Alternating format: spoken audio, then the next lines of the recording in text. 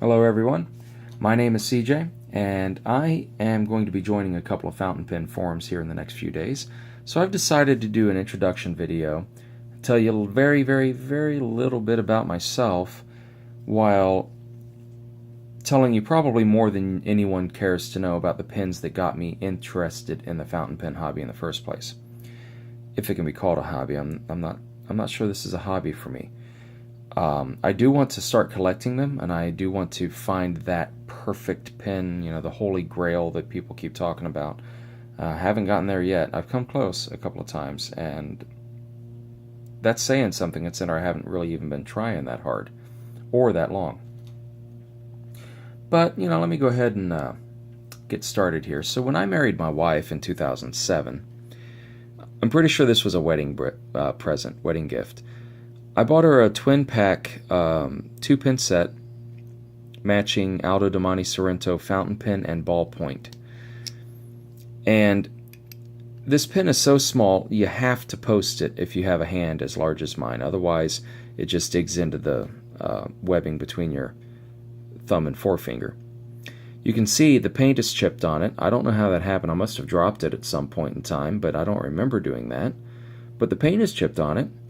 The gold-colored plating is coming off of every surface it's on, and it writes very scratchily, if that's even a word, scratchily.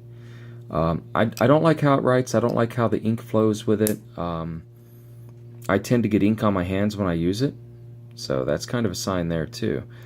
$20 for this pen and its brother in a 2-pen set. Waste of money. I wish I'd never done it. I got it for my wife because she was a writer and an English major in college, but she never used the pen, and so I asked her if I could use it, and then that's when I found out I didn't like it. So I went back to ballpoints because they were cheaper, and I couldn't see spending another $20 for a pen. So I kept spending $1.50 here, $2 there, $2.79 there. $3, $5, $7.99 once, I think, was the most expensive ballpoint I bought, and all of those pens have been lost, or walked away, grew legs, whatever it was. I didn't like how any of them wrote either. And after a while, I started noticing a pattern with ballpoints. They were all ballpoints. When you start looking at the innards of a pen, and they all have the same cheap plastic cartridge with the same cheap metal, I don't even know what it's called. It's not a nib that holds the ballpoint, but the metal casing around the ballpoint and then the ball itself. They're all made almost identically. And the problem with a ballpoint is it doesn't write well. Well, it doesn't matter how much you pay for that pen. If it's got that same cheapy cartridge in it, it's going to write cheap. It's going to skip. It's going to go dry starting. You're going to sit there scribbling on the page, crushing the fibers with every scribble until the thing finally starts writing. And then you're going to start writing on the paper over those fibers you just crushed, and it's going to skip over those fibers because they won't grab the ball, they won't take the ink. So after finally thinking about that for a little while and getting back on the internet and looking things up, I decided it was time for me to go back into fountain pens. So that is when I bought this Waterman Filius. Now this was around 2008, maybe as late as 2009, I'm not sure. But I carried it around at work until one day it rolled off a desk and landed in a position something like that.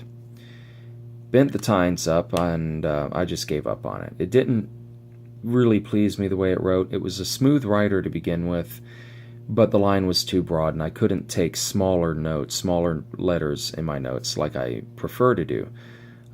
So I had to write larger notes with it, and it just wasn't my favorite pen. So I gave up on it for a while, and then I got into thinking about it after doing without it, and I decided to try straightening the tines up.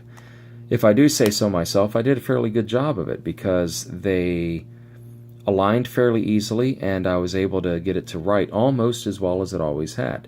And to this day, I don't notice a difference, but back then I did. Maybe it was all psychological.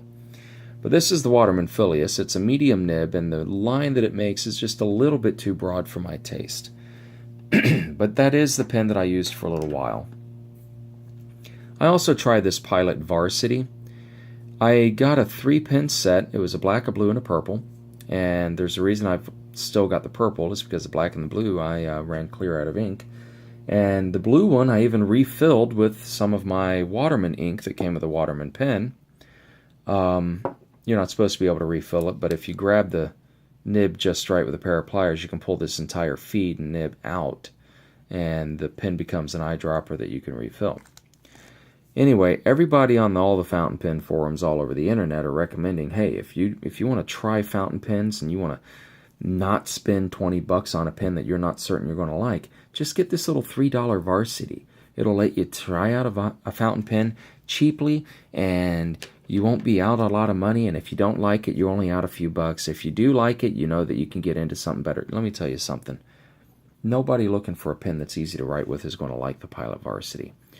I like Pilot, but this thing is too scratchy. The nib is a medium point. Maybe a fine point would be better to write with, but I can't imagine it being any less scratchy than the medium was. Now, maybe I'm remembering wrong because I've modified this nib. I've tried making it a little bit more of an italic or nub. Stub is the word I'm looking for. But I don't have any care for the purple ink on it, so that's why I was modifying this nib. Maybe it's my modification that made it feel scratchy, but I've never really liked writing with these pens. And if these were my first foray into fountain pens, I would never have gone back. I would have just decided that fountain pens are just too old a technology to be feasible. But what I finally wound up doing is about a year ago, now this is after doing without a fountain pen for several years, about a year ago I decided, you know what, I really need to get back into them because I still see on the internet how everybody loves them. And every now and then I like going back to that Waterman and trying it out. I'd spend a couple of minutes just dipping it and writing with it. And yeah, that's a really nice writer. So I went to Staples and I bought either a Cross or a Schaefer. I forget what it was. I had to take it back because it was such a poor pen. Hard starting, it didn't keep a good line, it skipped a lot, and when it did put down a line, it was a blotchy line. So I'm like, you know what, this isn't worth it. I took it back. It was a $25 pen. And I got this Pilot Metropolitan Retro Pup with gray houndstooth for a few dollars less. Now, when you buy this in the store, you're going to pay about $20 for it. If you buy it online, you can get them. I saw one earlier today for about $13. And this is a very, very, very nice writing pen. If you want to try a fountain pen, try the Pilot Varsity. Or not the Pilot Varsity, the Pilot Metropolitan. Avoid the Varsity like the plague. Go ahead and drop $15 on a Pilot Metro. Get yourself a fine nib. Don't get a medium if you're wanting to do college notes or whatever. If you're just wanting to practice your handwriting, get a medium nib if you want. But I still recommend the fine nib because the fine nib is one that is more like most of your ballpoints are. It's got a more ballpoint-like line as far as the thickness. And it's still smooth enough on most paper that it's a good writer. You can still get a good feel for how fountain pens are. And honestly, this is my daily carry pen. I keep this in my shirt pocket or clipped to my collar every day. I take it everywhere with me. It's almost like my cell phone, which also has a stylus and lets me do. And I mean like the Wacom tablet type stylus, not the little finger rubber tipped stylus. Anyway, those are the pens that I've started out with. I've got a few more, but I'm going to do those in a second video because my videos are limited to 10 minutes when I do them on my cell phone in this dual camera mode. So I'm going to do another video where I go into some of the other pens that I've got, and I'll do a video that shows some of the paper that I've been using. Mainly to help out those people who are wanting to get into fountain pens and for whatever reason they just haven't yet.